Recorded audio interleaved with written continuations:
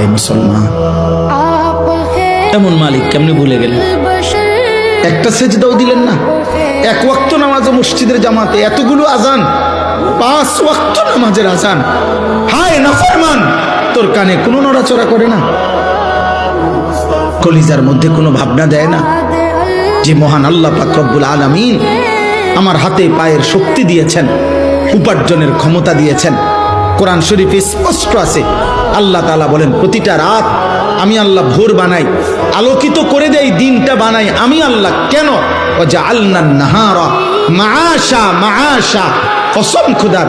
আল্লাহ বলে বান্দা প্রত্যেকটা রাত ভেদ করে অন্ধকারের কালো চাদর সরিয়ে আমি আলোকিত একটা দিন এনে দেই তোমার জন্য, মাআশা, উপার্জনের জন্য, রোজগারের জন্য। রোজগার আমার বান্দা কামাই করবে, আমার বান্দা উপার্জন করবে, অন্ধকারে পারবে না।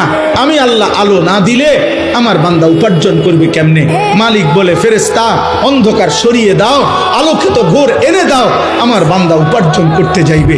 যে মালিক আলোকিত ভোর দিলেন, আলোকিত দিন দিলেন রোজগারের জন্য, তুমি নাফরমান, সেই মালিককে একটা সেজদা দিলা না। আহা মুসলমান,